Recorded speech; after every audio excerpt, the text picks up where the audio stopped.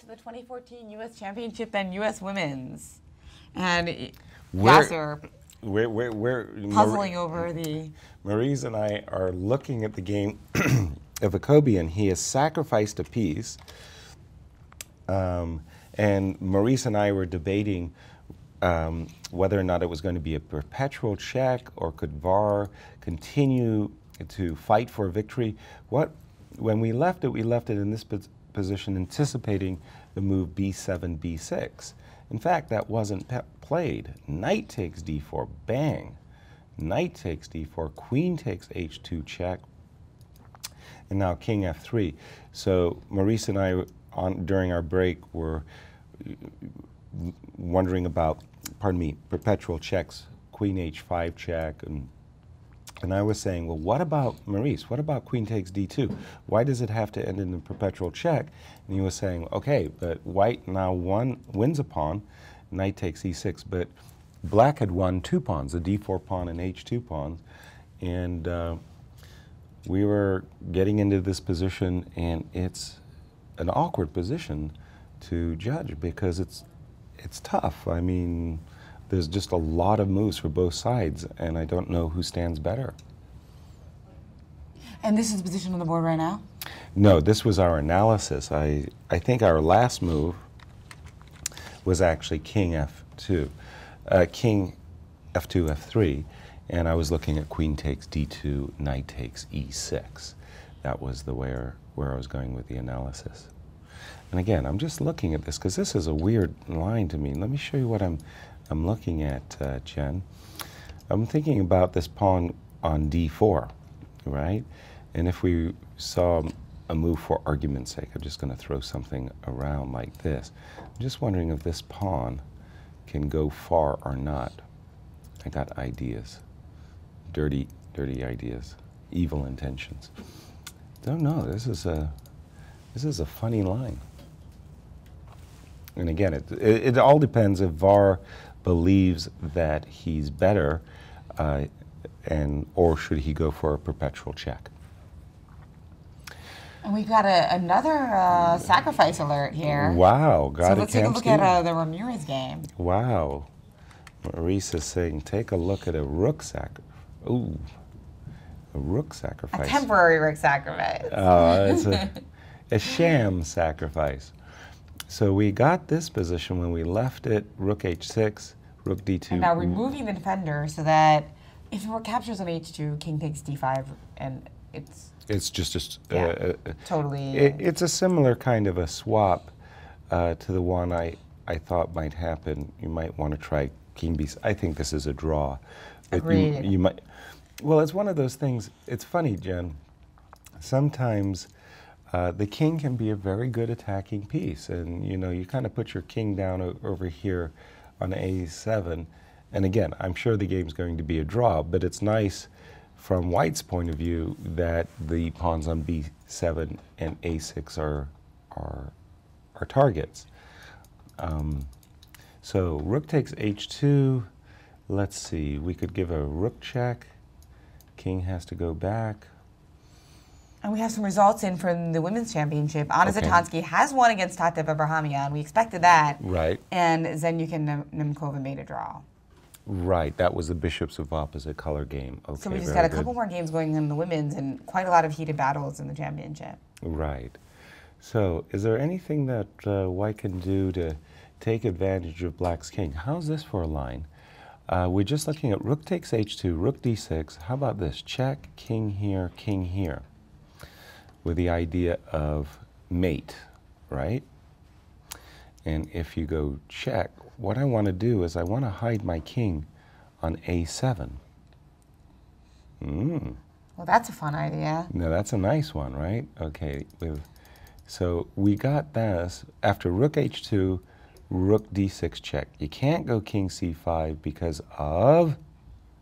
You just get me right away, rook d5. Right, yeah. hockey maki. Rook on 2 to d5. Right, checkmate. better pick the right one. Right, exactly. Otherwise, you got to do push-ups. So rook d6 check. You have to drop back with your king. Rook check. Now here, maybe you should not drop back with your king. King to c8 maybe is not remember the rook is hanging, so you've got to keep contact with this rook. Right, so you're saying instead of king c8, you want to play king c6? Well, I'm not sure. And then after rook d6 check, after rook on 2 to d6 check, king c5, and rook d5 is no longer mate because you needed to kind of do a switcheroo there with the rooks. Right. But on the other hand, I've got other ideas now based Right. maybe on b4. Kind of forcing. If you take with the rook, I think I just win a rook. Exactly. So I'm gonna have to instead play king c4. That's what we would call box, but then... Then you have another good move, Hakimati. another mate. Yeah. So this is This might work that's kind of out a problem. for So you're saying that your Gadakamsky. line is forced then with king c8 instead. But there was one check that you threw in there. Is there any other? So after rook d7 check. So this is the game So position. you were looking at rook d6 check, king c7, rook d7 check, king c6, and king c8. So after Right. king c8, you were saying. Well, what about king b6? So now we don't You have have to play. You got to trade rooks. Well, okay, yeah. Right. And then sorry. after. Yeah, because you were looking at something different here, right? Well, I was just You were saying. looking at a check first. No, I was just saying that because of the threat of checkmate, I think we have to play rook takes d2. Rook takes d2. And I was trying to do this evil idea of playing king to a7 and somehow chasing your king away from the protection of the pawn on b7. Well, we could also check on b4, which would keep an eye on the b7 pawn, instead of checking on f6. Okay, so you'd have a second defender with the Kind rook. of an awkward square for the rook, but At the it's moment, getting the job done. Right, that's exactly right. So still probably a draw, but Gada's now the one who's investigating his chances, whether he has the upper hand. Yes, and the two really exciting games this round. We have a move from Daniel Naragiditsky against Josh Friedel, but first we have something from Maurice on the Kamsky game. Just some little tidbits on that game, guys. This maneuver by Kamsky really doesn't work. Rook check, and then king back to c7, and now rook d7 check. King c6 is actually quite playable. Why? Because after rook check, king up, b4 looks like it's winning. You mentioned that line, king c4 would get it mated. Well, he could just play rook takes. And after this check, two moves. King c6 is one. Just keeping an eye, no, sorry, my fault. After this move, rook to d4 check. He can play the move king to c3. Sorry, play king c3. And now when you take the rook, take a look at this tactic.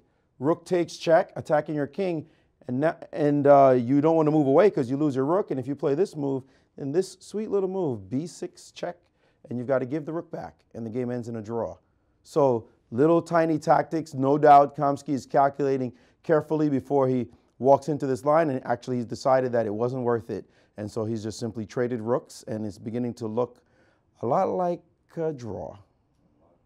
A hard-fought draw for sure. And Gada, I think, will be pleased that he didn't lose this game. After, I'll bring you back to the other game that I'm finding fascinating between Naroditsky as white against Josh Friedel.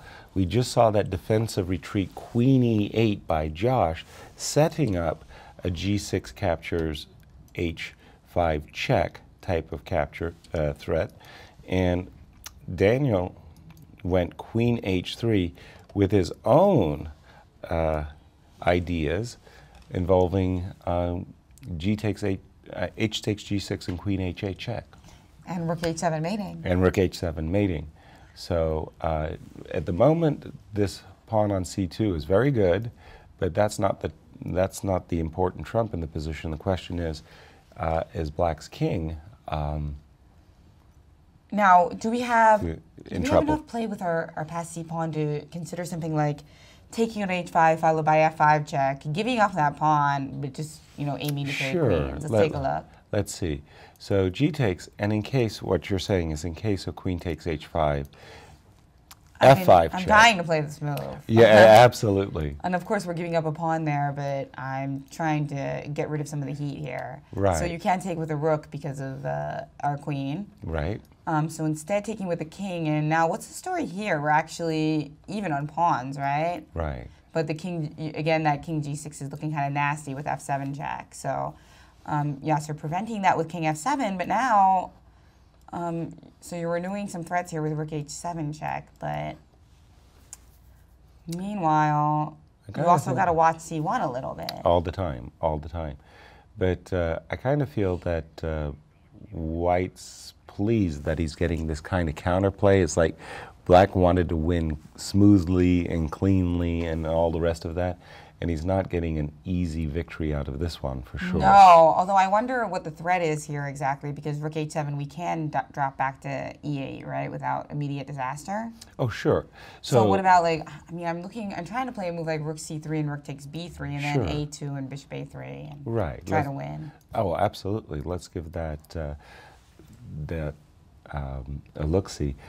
I was thinking that knight c1, if you go this way, rook f3, right? Because you want to stop me from playing moves like f7, and you want to try to pick up this pawn.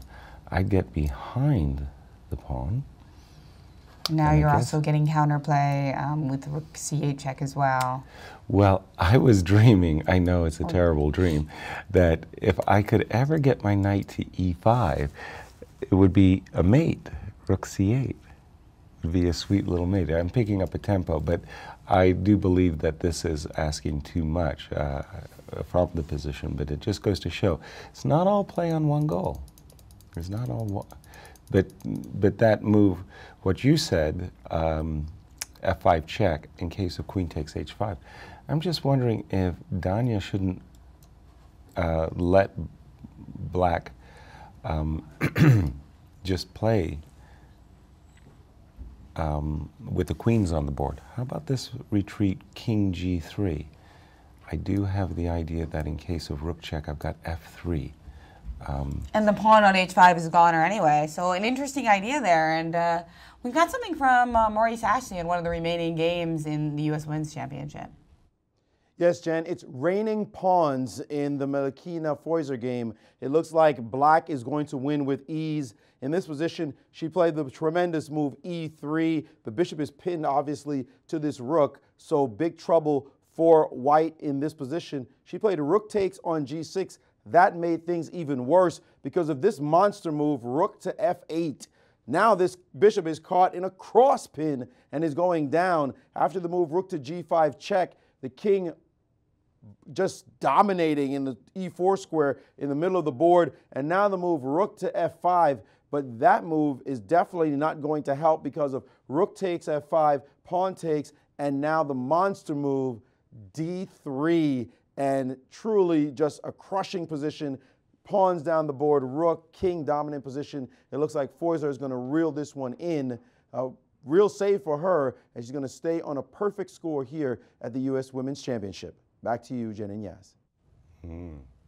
And Foyser hadn't had a lot of great success in this championship, so very exciting for her to start out the +2, tournament with. yeah, talk about a confidence boost. There's nothing like a victory to make you feel good, and this one as well. I mean, okay, the first game that she won in round one, that was a really, really fine game. This one, she got fortunate on, but great to win these types of games where your pawns just go all the way up the board and like space invaders, you know, press your opponent back. I'm looking at the game between Mac and Akobian, and that looks like it's going towards a repetition, a perpetual check. That game about to be wrapped up as a draw. Lenderman, we haven't seen the game between Lenderman and Gariev in a while. Let's get an update on that, because that has been an exciting day. And my goodness, Gariev, he's playing for the win. My goodness, how did that happen? Let's go back a few moves. We thought he was in trouble, but look at that, the fighting king. So when we left it, there was just this queen sacrifice, And I suspect when Lenderman played the move e5 check, he has missed something. For example, like d takes e5. Maybe, yeah. Because this position has no longer turned favorable at all. Like before you play the move e5 check, you don't suddenly say, oh, I'll trade that position for this position, where it's black who can target white's pawn structure. And suddenly, Gariev was a pawn up, and it sure looks to me that Gariev is closer to winning than Lenderman is to drawing. So it looks like a position that Gariev is going to pull out his win. Very interesting indeed. And we have four-time U.S. Women's Champion Anna Zatonski, and she's with Grandmaster Ashley to talk about her win against one of the highest-rated players in the event, actually the number 3 rated, Tatev Abrahamyan. Indeed, Jen, a big matchup in round 2 already between two of the favorites in the event. We call them 2.5. What did I call them yesterday? 2.5 horses. That's what it was. I didn't come up with the phrase. Someone else did. They said the 2.5 horse race, and then I upgraded her to a full horse. But now you've downgraded her back to a half a horse. So a tough game for her, but congratulations on your victory. Yeah, thank you. Now, were you better throughout the game? Was it a smooth one or a real fight? No, it was a real fight, but I think most of the game I was better. And I got some initiative after opening, at least what I thought. And she had calculate a lot in order to find best moves. And I think she played pretty good, and just some mistakes by the end of the game. Now, you mentioned that she was in time pressure. How severe was the time pressure? I'm not sure. I think it's something like 2 minutes for 5-7 moves, something like that. But I was also in time pressure, but not that severe. And it was so easy for me to play. I have clear plan, and she had to find defense. So for me, it didn't matter. So. Indeed. The game yesterday was a really hard-fought game on your part, and you had to make a draw, and then when you knew it was a draw, it was still another hour to play. How did you recuperate so easily from yesterday to be able to play such a powerful game today? Actually, yesterday I was never losing. I thought my position was pretty bad, but then I checked with computer, and it was always fine. It was worse, of course, but it was never losing. It's nothing bad. Okay, it was a big choice for me, so I had to decide which opening to play. And like I said already to you, that if I'm playing e4, I have to fight with my husband, because he is d4 player, and he always thinks I should play d4. And so you played e4 today, and yes, you but won. But I was pretty strict that I want to play e4, and this is it. Yeah. Sometimes and he you gotta helped put your me. foot down. Yes, he helped me a lot. So even if he's d4 player, and I tried to relax. I watched movie, and just kept your head clear. Yes, yes. So. Now there is a bit of news which doesn't pertain to you at the moment now, that was announced, that the Bobby Fischer Prize has now been extended to the women's section. Wow, I didn't know. So this was just announced. You had to tell me before the game. Yeah. Yesterday. Yeah, I'm sorry, but you're breaking my heart. It was only announced today. We didn't know either. It was announced in the middle of the broadcast. Don't want to get you down. No, but then it should be like after first round, so it should be 8 out of 8. Maybe you're gonna have to petition Rex for that one. You now are in a good situation. Of course, your main rival has 2 points. You guys have been through this so often. It's either you or her or you. Or Tatev, yeah. Don't forget we played match for the first place with Indeed. Tatev. I mean, she did come in once, but you guys have won 9 championships together, and now with Tatev taking a bit of a step back, maybe a real challenge for her. What has this rivalry been like for you? To be, there are classic rivalries in sports. You know, whether it's Federer, Nadal, or it's Bird, Magic, Red Sox against the Yankees. There's some classic rivalries in sports. Yours is special in this U.S. Championship, the U.S. Women's Championship, where you guys have gone back and forth. What has it been like for you to be a part of this rivalry? I don't know. Before, somehow I could get like motivated, but now it's slightly different, and it's really hard to put like all energy into this game. I will try my best, and I don't know. We played many games, and definitely right now she played a lot, and like her result was better than mine. So I will try my best. I will try to get motivated, and I will try to find the way to get angry or something. Yeah. You were angry yesterday walking out of here. It seems like you took it out on your opponent today. Oh, was I angry? Yeah, You never saw me angry, probably. I think you said you were angry yesterday, if I'm not Okay, I mistaken. said yes. Yeah, and like maybe 10 years ago or 12 years ago, sometimes I used to cry after the game, so it's like kind of normal. And now, unfortunately, I don't remember when I cried last time after the chess game. Yeah. Indeed. Well, an emotional game chess is, and congratulations on your win today, and good luck in the rest of the thank championship. you. Anna Zatonsky, definitely strong in mind, strong in chess, and her husband, you know, got to listen when she puts her foot down. Back to you, Jen and Yas. Nice, nice So one. apparently we don't want to see her angry. No. Just we should wake up every morning and say, "Is Anna happy?" That's very important. Where we do have on our board right now a game that we've been following between Mac and VAR. We've been expecting a kind of a perpetual check, a repetition to occur in that game, and it has in fact happened. So a draw has been agreed in that hard-fought fight. And I think we're going to have a chat with some of those players as well. Wonderful.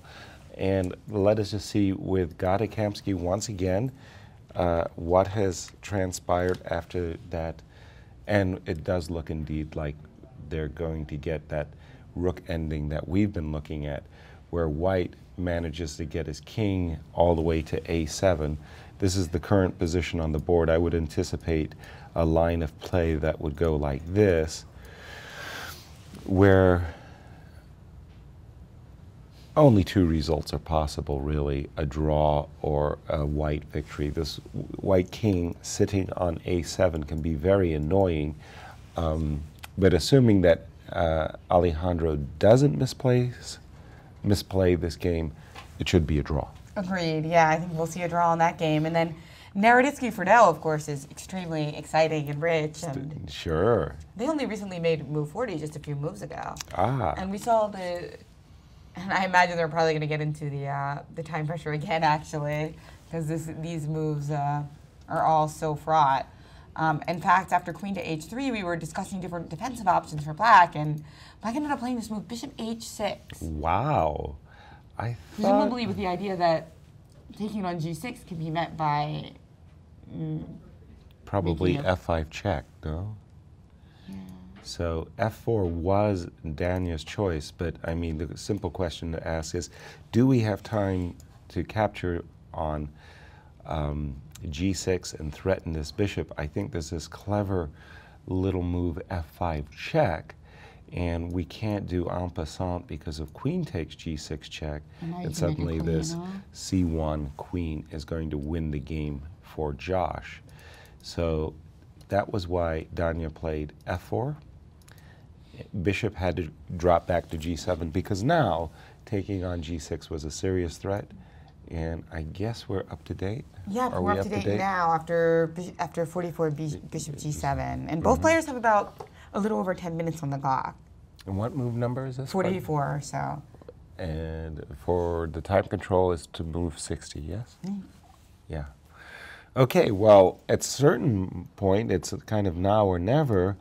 Danya has to say, well, shouldn't I be taking this pawn on g6? If the pawn is recaptured after it takes on g6, takes on g6, how's this for a strange-looking variation? Attacking with the king, queen h7 check, king f7.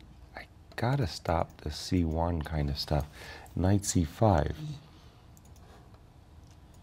Funny idea of maybe hoping that this move rook h6 might land and deliver some goods. It's unclear who stands better at this point. But we do have in our studio one of the players who just finished their game. That's right. We've got a newcomer to the championship. And Indeed. We had his former coach on earlier, Michael Kordakowski. Right. So Grandmaster Mackenzie Molnar starting the U.S. Championship with 2 hard-fought draws.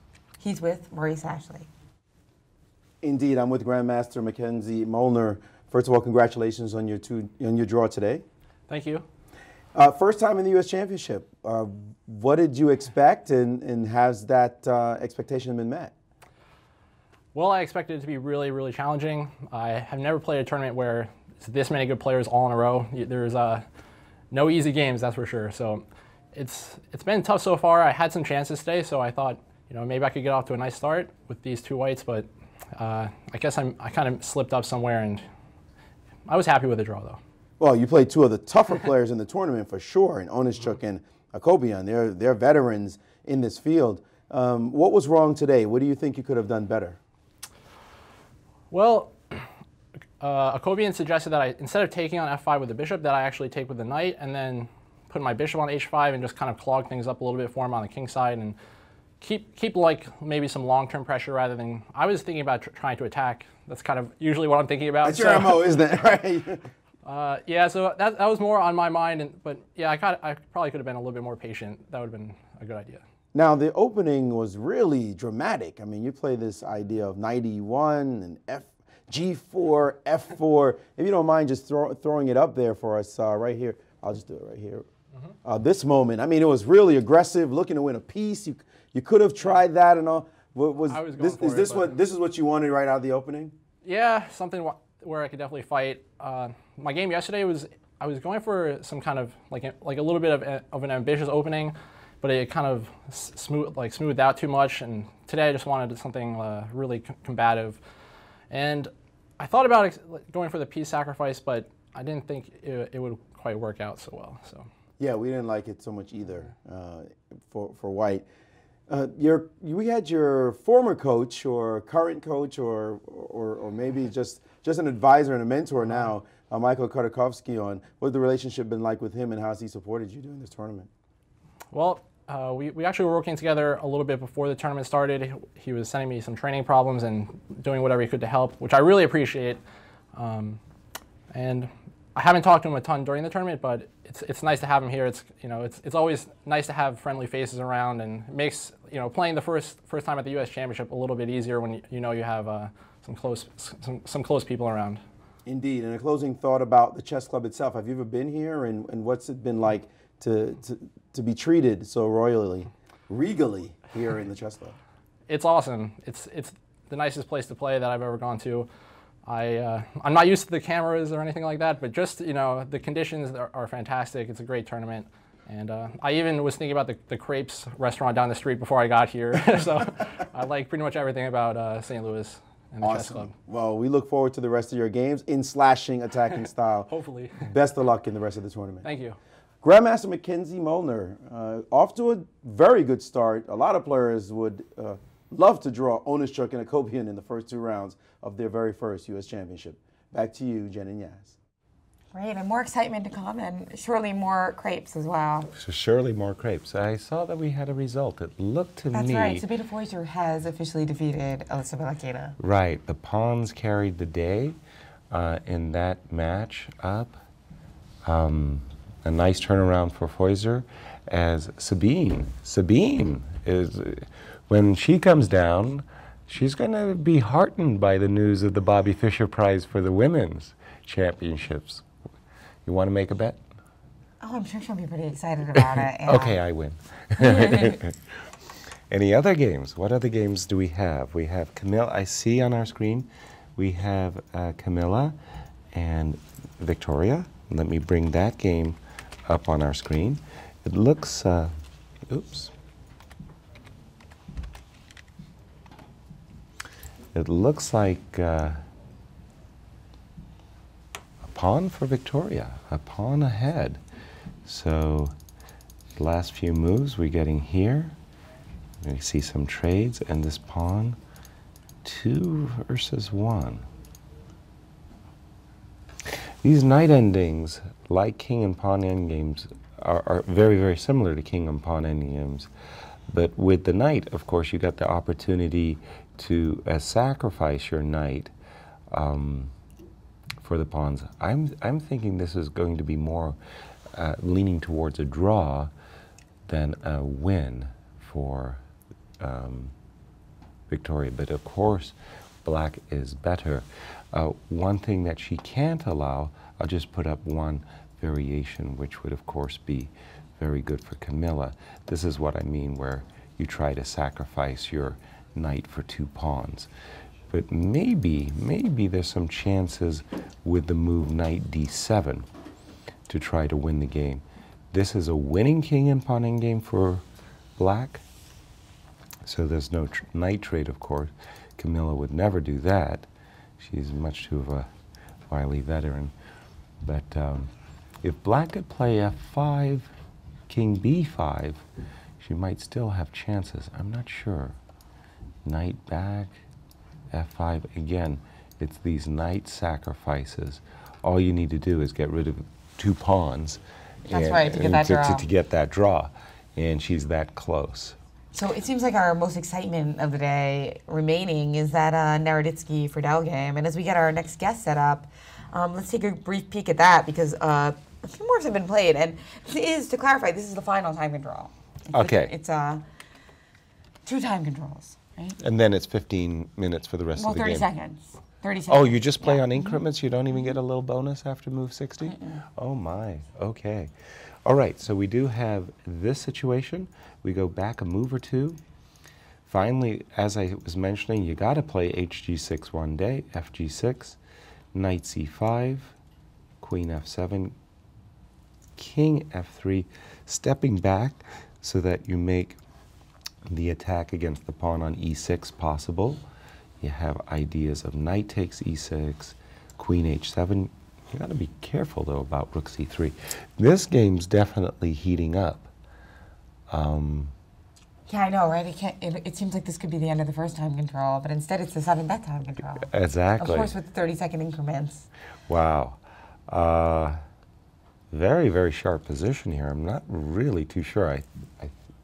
I think I'm favoring black, because this pawn on c2 could be so disruptive, and black has even ideas of g5. So I do favor Josh's chances. That's right, and that bishop doing a good job of defending as well, right? Yeah. So I do favor Josh's position, but it's not like he had a good position a long, long time ago. It's been that way. That's been the case for most of the game, and I just don't like his technique, shall we say. But and we do have a student. Yes, we have Sabina Foiser with a perfect 2-0 in the U.S. Women's Chess Championship, and she's with Grandmaster Maurice Ashley. Thanks, Jen. First of all, congratulations, Sabina, on a hard-fought game. Thank you. You were in a little bit of trouble in this position. Tell us about it. I did not expect her to play the close French with e5.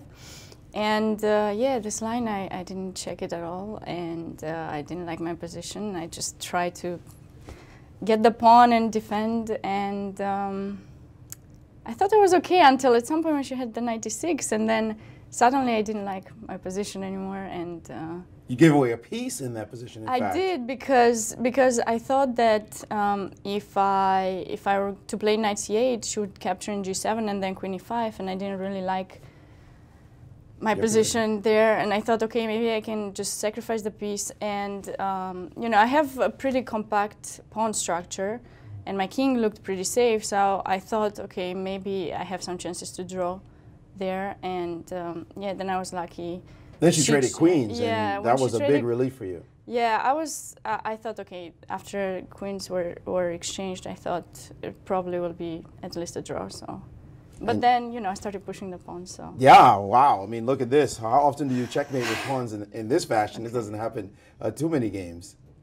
So you're a 2-0, and we have some big news, some breaking news, in fact, that the Bobby Fischer Prize has been extended to the women's section as well. Okay. So a 9-0 result could result in an extra $64,000. What are your thoughts on that development? I don't know. I still will play a game at a time, you know, and see what happens.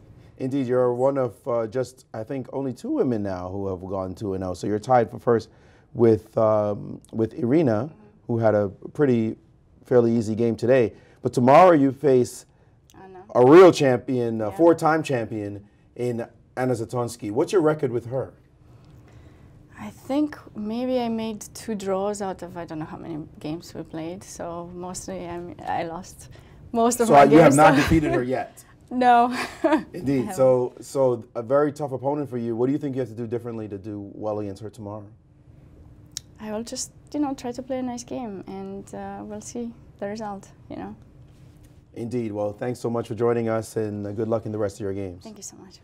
A weary Sabina Foiser after a long and tough battle and survival. That's what it's about at the U.S. Championships. Back to you, Jen and Yaz. Nice, nice. It's always good to start 2-0. In fact, it's kind of a perfect start. Can't do better than that. Can't do better than that. In this Naroditsky Fidel game, we do have a move from Josh. Okay. I think he has played G5, which Right. you mentioned earlier. As one of the key moves. One of the reasons why this move G5 does come at a very effective moment, obviously if White could play knight captures E6 and Queen H7 in a single move, it would be checkmate.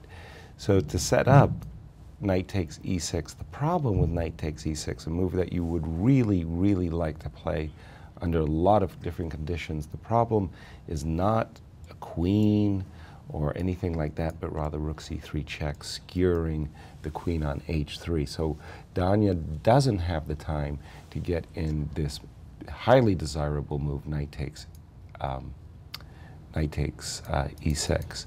So that not being available, after g5, he's got to come up with something better, simply, than that. And in view of queen takes f4 check, though you can't allow queen takes f4 check, how about king e2? So you want to get, again, I'm desperately trying to get in this move knight takes e6, yeah? But I can't allow or can't afford rook c3 check. So I'm thinking that if I drop back with my king, I'm playing for cheapos. Let's be honest. I'm playing for cheapos. I'm playing to play knight takes e6 and queen h7. Okay? So I'm thinking king e2. Of course you cannot take with your queen, because then queen takes e6 is a check. So what do you think? King e2, the best KG chance? little move, huh? KG little move, the best chance for? And now if I, how's the sacrifice on c5 looking? Probably good for you. Rook takes Yeah, c5. and queen I'm trying to takes play, I see that when I play queen takes f4 now. I still got You the still queen. have, oh yeah, that's true. Yeah. And then, But you could take like this with the idea that one day you would take with the bishop and you'll have 4 connected pass pawns. So that rook takes c5 type of or I could like sacrifice. try to play f3 and bishop h6, and you can't take on h6 because of c1 queen, so. So the exchange sacrifice is definitely a chance, but I've got a feeling that White's still kicking here. It's not over. It's not over at all. Okay, so has king e2 been seen? I don't see another move. Or king g2, but king e2 looks kind of forcing. We do have a couple more moves here, in fact. It looks like your move, 48 king e2. King e2 was And then played. g takes f4. G takes f4, okay. Queen h7. Hakasito. Oh, he didn't play, why didn't he play knight takes e6? I thought Daniel wanted to play knight takes e6. Okay, but sorry, he did play what instead? Queen to h7. Okay, king f8. Then after king f8, queen takes c2. Okay, that was important. Get rid of that guy. And now f3, Okay, king f2, naturally. and rook to b8. And that's our current position. Whoa. Well, Danya's fighting very well here. I don't Indeed, think and while that- we, and actually we do have a move in response to the idea of rook b2, rook b1 was played. But while we're puzzling out this madness, Okay. we have Alyssa Malakina, Our and special she's guest. with Grandmaster Maurice Ashley. All right. Indeed, Jen, thank you. First of all, Alyssa, thanks for joining the show. Thanks for having me. Now, you had a very difficult game. You seem to have a promising chance to win this game. You were up a piece at some point. What happened to cause it to go downhill? Sure, I was up a piece for 2 pawns, and I think it started earlier. I wasn't expecting her to sacrifice the piece at that moment. I was looking at king f8. But at this moment, I see that I made the mistake of trading queens, and I thought that here I would have to trade queens because my bishop is under attack, and if I move the bishop, then queen e4 is coming, and she also has mating threats. I thought that after f4, she wouldn't be able to go e5, and I could hold, and I'm up material, so I thought this would be the natural point to exchange pieces. Right, but you could have brought the rook over instead of trading queens, and you'd have had a great attacking position. How is it? How does your mind shift when you're in a good position? All of a sudden, it's like, when did you realize you had gone wrong? In fact, after king d6, and then I realized that I couldn't stop c5 and e5 from coming. I think even later on, I shouldn't have taken the bishop on c6 because that was really her only chance to get the pawns rolling. But I underestimated how powerful that was. And here the reason I didn't go rook d1 and protect the bishop was because I thought she would take on b5, and then I would lose another pawn, and I missed that after f5, e5, I could take on e5 with the bishop. Indeed, I might as well show that line here.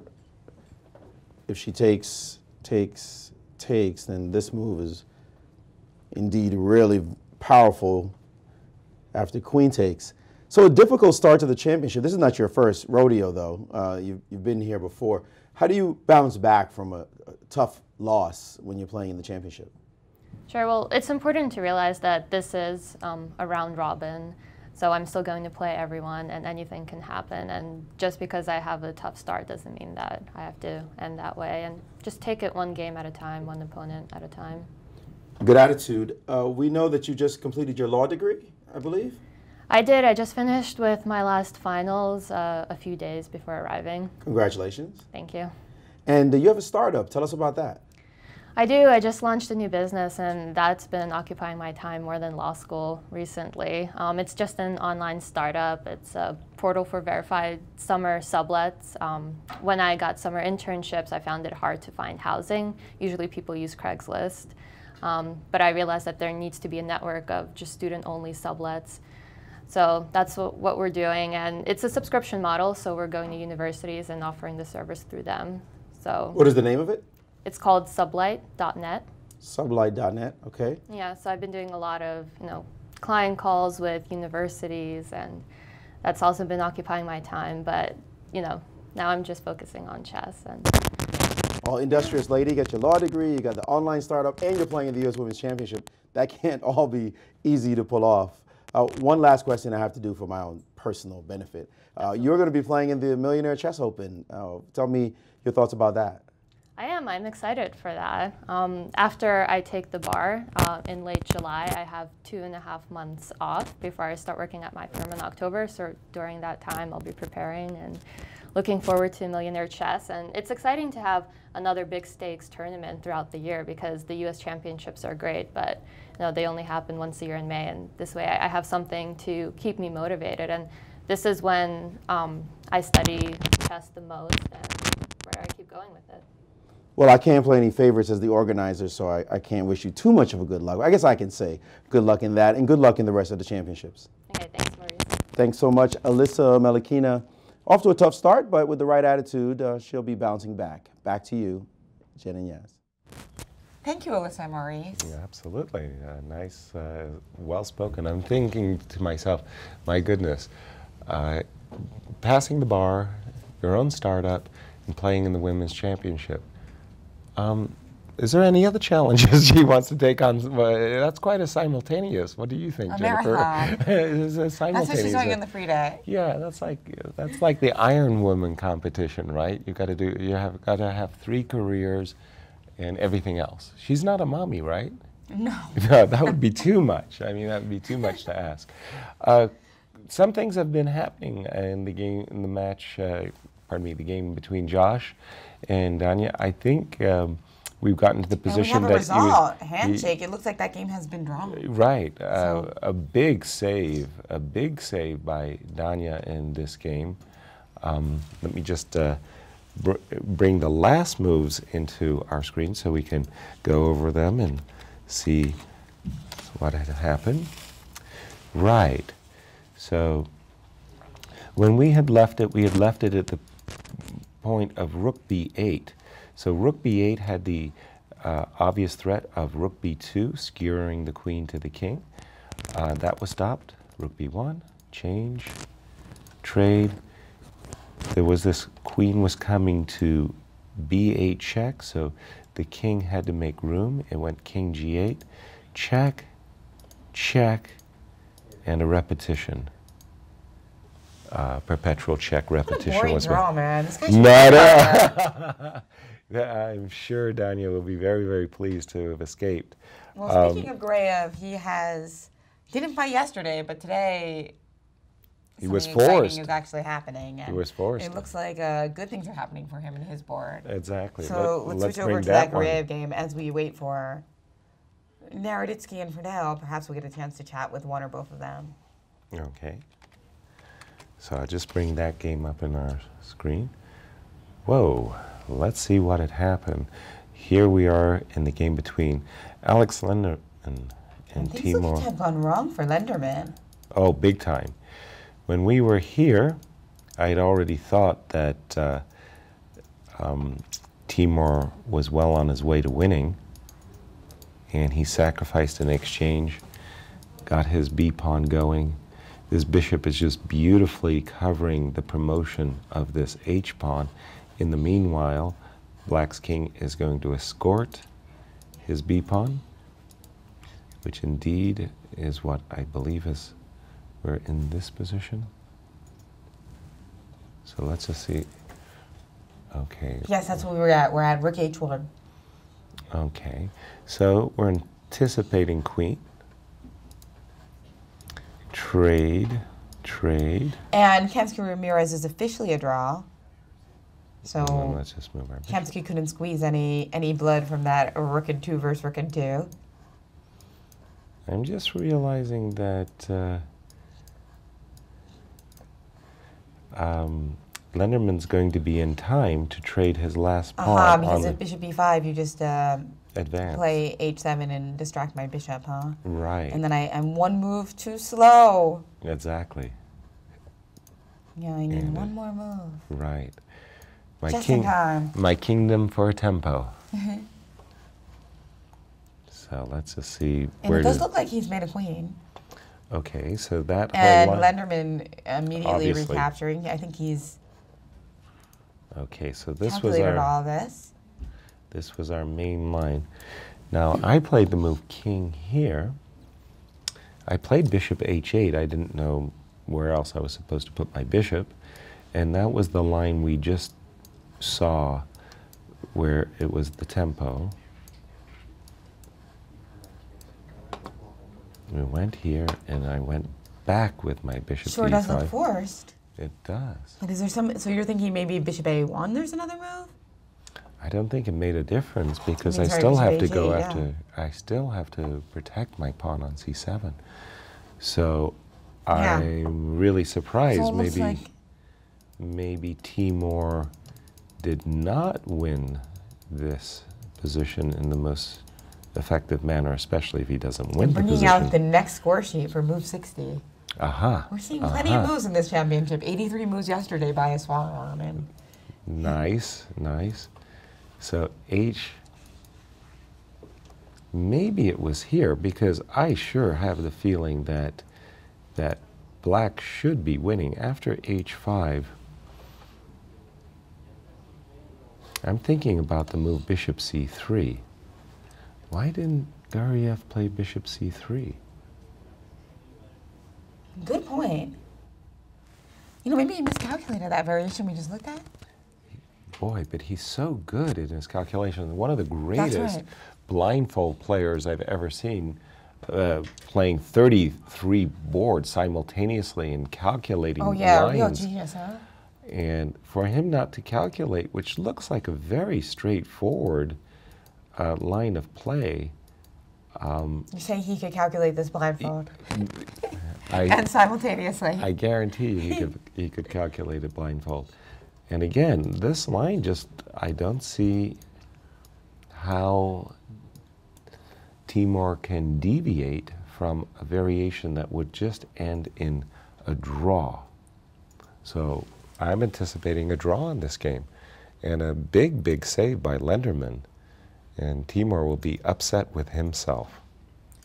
Although at some point, remember, in this topsy-turvy game, we actually preferred Lenderman's position. Oh, big so time. So it's gone a seesaw battle. Oh, throughout, yeah. And that remarkable King G6 move by Gadiev. Wow, walking into it, so to speak. And he has played Bishop H8, so they're following our analysis, but not much to be done here. King takes F4, and White's king just goes around the horn. After capturing this pawn, White's king will make a quick march. And Lenderman playing very quickly and confidently, wasting no time, showing this variation on the board. The only other game we have going at the time is Biden's TV. So these two final games going on in the U.S. Championship, breaking the 60 move mark. Right. Right. And again, this is just the whole forcing. And we have in our studio joining us. Yeah, he's getting ready. He's getting ready. Ramirez, Ali Alejandro. A runner-up from last year. Right. He's with Maurice Astley to talk about his critical battle today against Gadikevsky.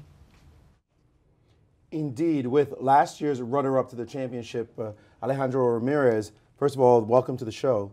Well, thank you.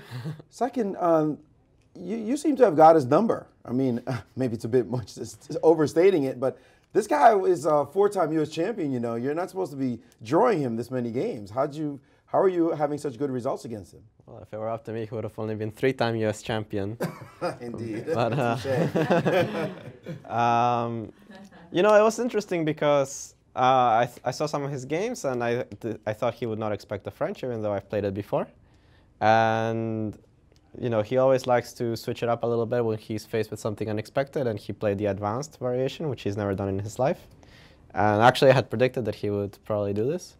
So I analyzed something, and it was quite interesting, and I actually got a better position out of the opening. It looked that way. Yeah, so I was pretty happy, and at some point I was actually playing for the win. But at some point I messed it up and actually had to you know, be a little careful to draw the end. This guy knows how to defend a little bit, doesn't he? You know, it's really annoying because it's not that he's just defending. It seems that every move that he does, at the same time he defends his position, he also threatens something.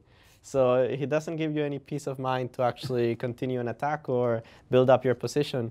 It was an interesting game. I think I was better for the majority of it. Maybe not much, but I mean, it was interesting. So how do you feel about your start? Is two draws starting out? I mean, it's all right. Okay, I didn't want to draw white, my first white, especially the way that it was. I felt that my opponent got a draw relatively effortlessly. So that was not so great, but okay, it's a draw, not at the end of the world. And then, okay, I draw Kamsky on the second round with black. So far, so good. St. Louis, what can you say about a city like this, now the capital of chess in America? No, it's well deserved. I mean, St. Louis has come far away from what it used to be in terms of chess. I remember many tournaments that I played years ago in St. Louis specifically that, okay, maybe I would show up, maybe another grandmaster, and that'll be about it. This is before the St. Louis Chess Club even existed. And you see now, I mean, you can have hordes of grandmasters in a tournament. Yeah, you think you could walk into a Starbucks and you'd be the strongest guy there, and you might be wrong. No, I wouldn't put money on it. Indeed. One final thought. You're playing in the Millionaire Chess Open in October. What are your thoughts about this event? Well, I'm looking forward to it. I mean, I like the player list so far because so far I think I have a guaranteed price. So, I mean, of course they will get a lot more grandmasters and it'll be quite a tough competition. I've heard rumors of people that wanted to register, so we'll see at the end how it turns out. Well, we look forward to welcoming you at that event. I think you're guaranteed a limousine ride from the airport, so that should be fun. Well, I'll take it. Well, best of luck in the rest of the championship. All right, thank you. Grandmaster Alejandro Ramirez is last year's runner-up 2 draws to start off, so not so bad. Back to you, Jen and Yas. And always witty. And always witty. I was thinking of this comment that Alejandro and going into a Starbucks and you're not sure that you're the strongest grandmaster. What happened was Susan Polgar at the Webster University and I, we had gone out to lunch together, and as we were walking back to the St. Louis Chess Club, a group of Webster University students joined us. And then her son Tom joined us, and as there was like 8, 10 of us walking down the street, getting back to the St. Louis Chess Club, and then suddenly Tom, said, "This is terrible. I'm the only person in the group that's not a grandmaster," because all the Webster students on her team were grandmasters. High it was average ratings here in St. Louis. Boy, I tell you, it's a tough neighborhood, boy. A whole flock of grandmasters. Well, perhaps Graham is trying to make up a little bit for yesterday. It looks like they're playing to king versus king in this game. Yes, and that would be a fitting way to apologize. Apologize Not to do it every game. Yes, yes. That is the kind of guy Graham is, though. He's like, so, I don't know. He's really interesting. Yeah, well, at some point, at the end of if the game ends, we've got to tackle the players and ask them what their opinions were way back when, before that move e4, e5 was played, and whether white had a superior move. And before we get to that position, this is actually the position I thought that was critical. I was thinking maybe h3 here. Right. Because that's slow expansion. And that's slow. But we do have yet another guest joining us. All right. We have Grandmaster Daniel Naroditsky, and he's with Maurice Ashley about his fascinating battle today. Thanks, Jen. The youngest player in the competition on the male side, Grandmaster Daniel Naroditsky, welcome to the show. Thank you. Daniel, boy, it looked like you were in trouble this game. I mean, it looked like you were going to lose this game for so long. You mentioned that this moment in the game was a turning point in the opening, at least.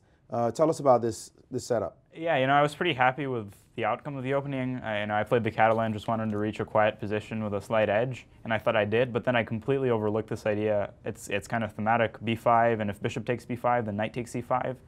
And okay, perhaps I should have gone for it, but I still thought I had an edge. I still couldn't believe that I'd missed this. So I just exacerbated it with queen e3, and after he locked up my queen side, it became very, very difficult. It looked ugly. I mean, it just looked like black was dominating. I thought I was going to lose in like 5 moves. I'm not that bad. But then you fought back. I mean, it was incredible seeing how you just put trouble in his way. You marched your king up the board even to the g4 square. How'd you feel about that when it was happening? Really scared, obviously, but I figured that if I don't play g4, I don't want to just die sitting. I want to die fighting. And I know it's a cliche, but I figured the only possible way to cause him problems is to create threats on the king side, even if they're not very serious, and even if my king is weaker than his. I thought if I just wait, he'll eventually penetrate along the c file, and he has plenty of time. He'll just patiently outmaneuver me, and I really have no chance. And after g4, the incredible thing was that it was really not that easy for him. No, there were not some at all. Unbelievable tactics, and yeah. Indeed. We were checking it with the computer too, and it wasn't that just a rollover win. No, yeah. Very interesting ideas. So you made a draw yesterday as well. Yes. Right. So now you've started off your first U.S. championship with 2 draws. No, it's the second. Oh, the second. Excuse me. That's how I started the first one as well. Oh, okay. How did that one end up? Okay. I think I scored 2.5 out of 7, but it was. Oh, that was the qualifiers one, was it? Yeah, that was the 7-round one. That's right, the 7-round one. Okay, it was a great experience. Maybe I lost the last 2 games, and it was pretty disappointing, but otherwise it was terrific. So what were your expectations coming into this one now that you had one under your belt? Obviously it's easier to sort of acclimatize to this kind of pressure and the cameras and a lot of people watching. I'm certainly not letting that get to me as much. But of course, it's an absolutely awesome event. I really feel the need to play some good chess. When you have such respect and such conditions and such strong players, And you know, my goal, my expectations, I just want to play as many good games as possible. Again, this is what everybody says, but I figure games like this one, you know, maybe I'm a little disappointed that I didn't get more winning chances, but I think it was a pretty awesome game, plenty of stuff to analyze, and I'm happy to play games like that. Well, with representatives like you defending the U.S. chess cause, we're happy to watch you play. Thank you. Good luck in the rest of your games. Thank you very much. Appreciate it. Grandmaster Daniel Naroditsky, one of the future stars, well, current stars of U.S. chess. Jen and Yaz, with young men like this representing us, we got a bright future ahead for U.S. chess. Back to you. Agreed all around. And I like Daniel's attitude especially. I mean, he recognized his position was desperate. And sometimes desperate positions call for desperate measures, and that's where he came up with this King F3, G4, trying to mix it up. And just that's what chess you have to do, is try to cause as many problems for your opponent as you possibly can. And Josh stumbled against this tenacity of refusing to roll over. So very, very nice game by Danya to save a difficult position. Are we done? Are there any other games? We actually have all of the results in. Fantastic. So Tell us how. The Niebachen-Skyty game was a draw. Okay. And we've also got, the Graev Lenderman game. They did shake hands. That game's a draw as well. So okay. I think we are going to hear from Graev in just a bit. All right. So at the moment, in the women's section, we have two players with perfect scores, Irina and Sabine at 2-0. And in the men's section, we have a couple 1.5. Yeah, so the Fisher Prize no longer in play for the U.S. Chess Championship. Exactly. And who are the leaders in our men's sections with 1.5? Well, we've got Ray Robson, right? Right. And Lenderman. So both of the players that won yesterday. And then also, that's it, right? That's it. So two players at 1.5 and two players at 2. Very good. And we'll have our studio guest soon. I have on our screen the game between Lenderman and Timur, and this was the crazy game where the queen sacrifices started being played after e4, e5, and I was thinking that h2, h3 with the idea of g4 and e5 is how we're going to question those players when they join Maurice. Well, actually, we are going to close the show. Okay. And we're encouraging you all to check out US Chess Champs for additional information. And we're going to be back tomorrow for some more exciting action here at the 2014 Championships in US Women's. But one final comment from Maurice first. Indeed, we saw some tremendous fighting chess today, Jen. What's interesting is the game yesterday, we were really not happy with the way the 1 and 2 seed on the men's side played. But today they gave us some tremendous fighting chess, games lasting well into the next time control, down to almost nothing left on the board, the kind of stuff we all love to see. So that was fantastic. On the women's side, we saw lots of victories as we expect, and still some perfect scores. So an exciting situation now, just starting to get going. Of course, only 2 rounds in the books, with another 9 to go in the men's side and another 7 to go on the women's side. So a lot of action, a lot of interesting games, a lot of entertainment still ahead here in St. Louis at the U.S. Chess Championships. Back to you guys. That's right. Don't miss around. Be with us tomorrow. I'm Jennifer Shahade, signing out for Grandmasters Maurice Ashley and Yasser Seirawan here in the chess capital of America.